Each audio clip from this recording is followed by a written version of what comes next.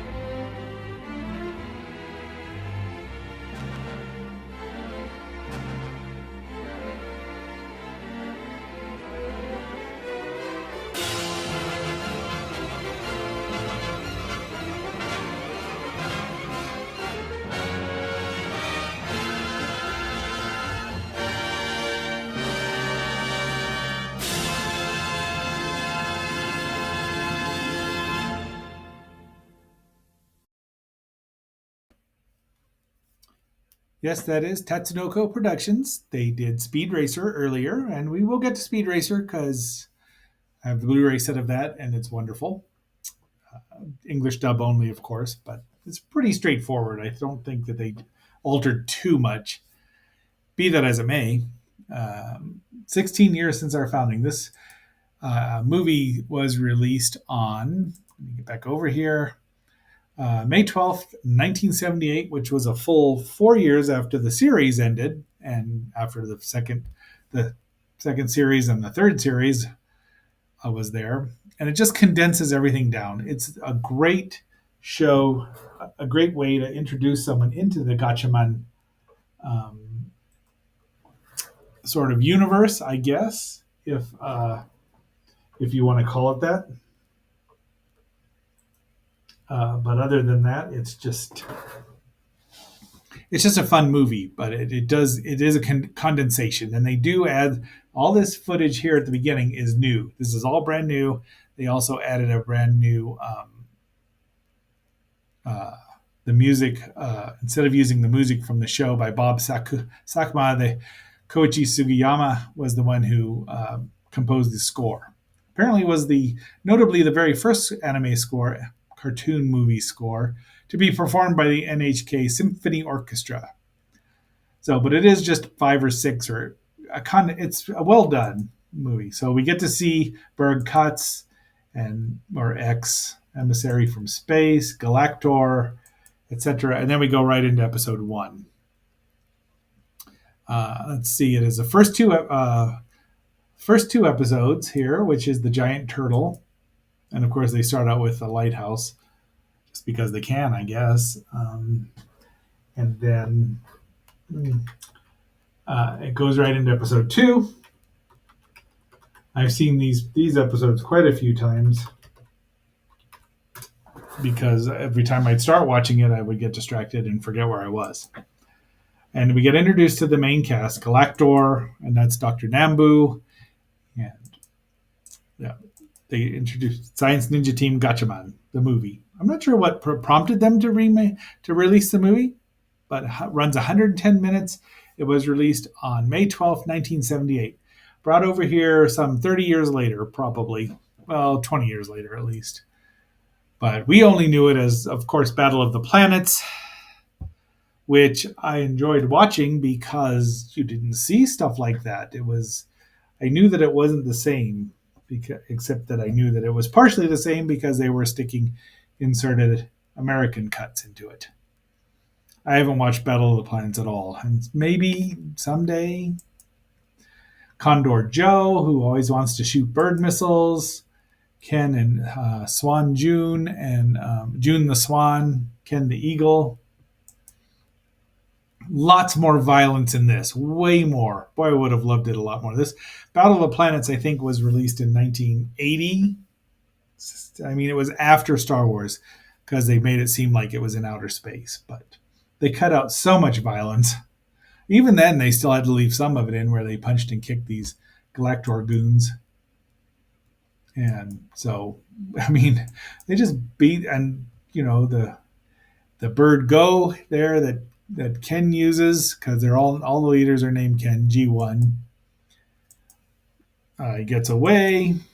They almost get away, and then we get to see Firebird, the God Phoenix turned into the Firebird right away. So it just explains everything. First victory. And then X just yells at Bird Cats constantly. I mean, it's just an interesting dynamic they have there. And as I've watched it more and more, I have seen this before. I've watched the complete series because it's 105 episodes. That's more than Astro Boy, which is 104 episodes. So it was very successful for Tatsunoko, and there we see that was Bird Cats as well, who was, I don't remember what his name was. Its name was in the actual series or in Battle of the Planets. They downplayed the whole very asexual nature of Bird Cats in the U.S. dub, of course. Yep. So here we see Ken meeting up with Red Impulse, who is secretly his father. Boy, did they love those secretly their father, secretly their brother things. So, but they team up and they act alike. I mean, Ken's pretty dense, and he's got a giant. See, June's very talented. She's some kind of guitarist in a rock and roll band at her club. Oh yeah, now we're into the second round, which is, wait a minute, let me get down here, 51 through 53, the V2 Project Arc. I don't even know if this was the first two episodes, but like I said, it runs 110 minutes, and that's good enough for take out credits. And meanwhile, or previously on Hantwarl to look for his father, because this guy Sabu has told him his father's there, and they're all going after it. There's a war wheel, or as we know them nowadays, but they plan on exploding the Van Allen radiator belt, which is right out of Voyage to the Bottom of the Sea, right? And if you don't, then there we go. Ken gets captured. Red Impulse shows up. He's got his two henchmen there. Well, sidekicks. We don't know what happens to them. Well, Sabu wants to be forgiven. Ken's father. So Ken now knows that's his father. But somebody has to sacrifice their life to stop the missile. Guess who it is? So this all three episodes, together are a continuing story arc, which is really smart because 104 episodes of them fighting Galactor and Galactor escaping at the last minute can get boring. So they kind of did more than.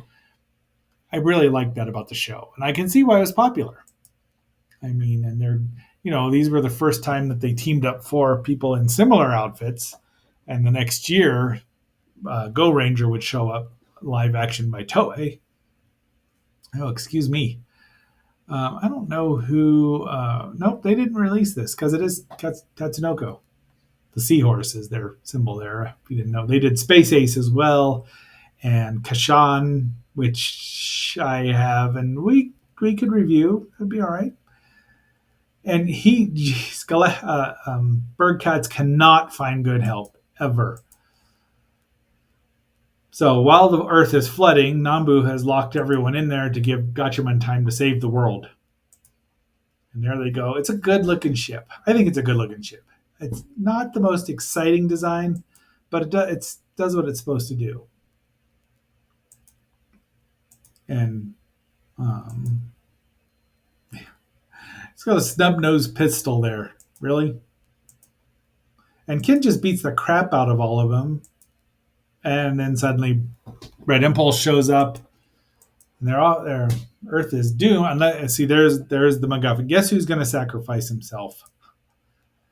And Ken wants to, but Red Impulse says, no, it's me. So he gets to find out his dad's there, and then he's gone. If you think Harry Potter invented that theme, think again. But there's some memories there, and a Bluey, and it was a good friend, and of course he's a good friend of Nambu there. And now we're into the end game here, so to speak. So, and this is all about Condor Joe. And if you don't know what's coming, you haven't been paying attention. So he's the race car enthusiast. I remember when I watched some episode, there's an episode about with Battle of the Planets that has a car race. That's the plot. And I'm thinking this really looks like Speed Racer. Didn't know a thing. 1980, 78, 79, 80. Nobody knew. All Japanese cartoons in that time were lumped into like one company did them all. Prince Planet, Astro Boy, Gigantor, Eighth Man, Kimba. All of them were lumped to one. Sometimes they'd lump Ultraman in there thinking it was a cartoon because they were lazy. That's my issue. I'll deal with it. Huge drills, but what the heck is the plan this time? So even the grunts are like, what's going on? They're going to destroy the Earth. We get a flashback to Ken's childhood, how he lost his father. Now, it should have been a clue that the assassin was a woman. And look, Mothra. And he pretends he's not G2 when he's wearing a big 2 on his chest. And then he just starts beating the crap out of people because he knows he's going to die. I mean, he gets shot a lot and beat up. And then he jumps out. Bird to go. And then you find out that he's dying anyway because of whatever. So it's a good movie. I mean, again, if you don't want to watch 105 episodes or you want to watch someone and say this is 70s Japanese animation at its peak or, really dramatic. And there's a little humor here and there, Jinpei and the swan and Rue the owl, the Jinpei the swallow, pardon me, G4 and G5. Have a little bit here and there. Yes, you can see this is a woman. Obviously, this is supposed to be a woman. And that's why they killed Joe's parents. So they won't let Joe go. They won't let Joe go, but he's got other plans. And of course, the black hole operation. Black holes, dumb. I do not like grunge. You might have noticed. They're going to blow up the Earth's mantle this time. And then that will cause the Earth to explode. Now, did he say dumbass? Probably Bakiaro or just Baka. But, they colloquialize it a bit. The subtitles are quite good. Joe finds the headquarters, he contacts everyone, and he just goes off. They blow up his little communication device, which is also his henshin device, so he can't change into the Condor. And he's been shot wherever that is, across Koram. But he manages to throw one arrow. Oh, see, and there they go. And the god Phoenix gets destroyed. So this is the end of the series. I mean, it's the very last. They say the last four where they condense it down. They find Ken, kablooey, because magma. And even again the grunts realize that so they're being lied to. And there's tons of them. I mean, they must have a great EAP, employment assistance plan, and benefits because they just get all these guys. So there's comedy and much violence. Joe keeps saving people with his arrow, which of course is the thing. And here they are. They're trying to be brave for each other, and everyone's crying. I'm not crying. You're crying. It looks like they're on, Easter Island, or maybe Wester Island. And they tell the goons to leave, and they don't. So, Gatchaman, and he's struck down. Berg Katz is struck down by the globe. No heavy imagery there at all. And an airplane spin. Whee! And then X decides he needs to go back to Andromeda, and now Berg Katz has realized he's been played. They've been played. Let's say that. Off they go, and Berg Katz is not coming back from that, or is he? I've not watched Gatchaman 2 or Gatchaman F, the sequels, but I will. Yeah. And June is like telling Joey or Ken that she loves him, and there is what happens. That little arrow, that little feather, deadly pharaoh gets into the gears like a wrench, and it goes bluey, and they've saved it. There's Ken's missile or boomerang, the feather dart. So, and there we have it. Everything's happy. Although, and of course this is 78, this might have been new as well. And they knew that they were going to have 2 more sequels. So, but that's it. Tomorrow we will be reviewing Them, and I don't mean the band. But it's a good movie. I got the Blu-ray set from Sentai Video for a ridiculous price, which I was happy to pay because it was like $5 or $7, maybe $10. And what else are you going to do, right? I mean, if you can get it. And this is just the theme we're hearing. But my fellow agents, Yuke, Gatchaman. It's a great song.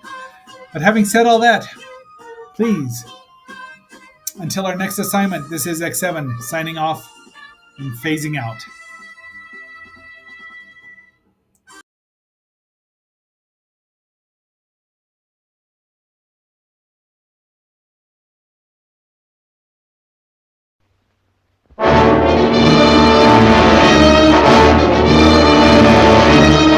I tell you, gentlemen, science has agreed that unless something is done and done quickly, man, as the dominant species of life on Earth, will be extinct within a year.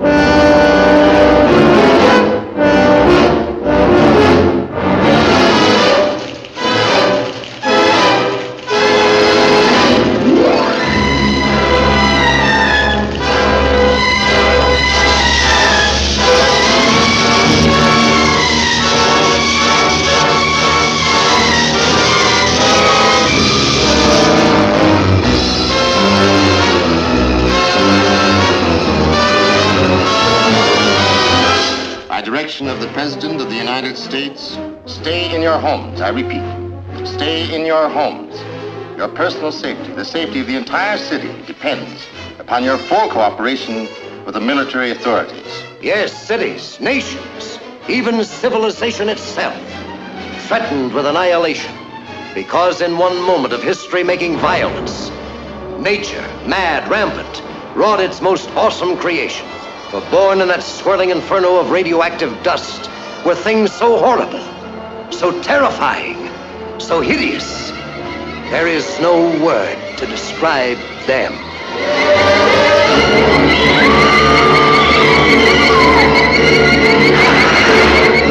may be witnesses to a biblical prophecy come true.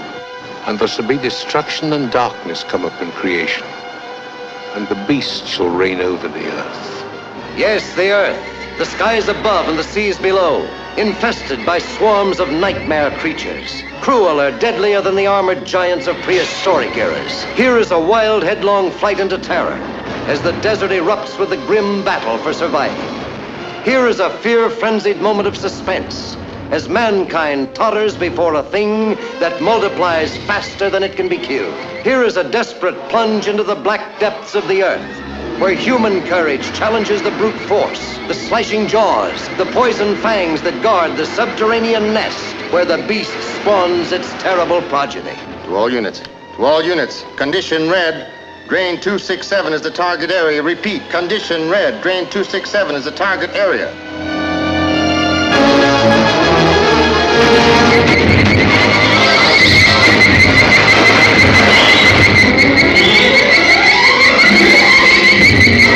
Is there any type of gas we could use? No, we can't take a chance. It might poison the whole city.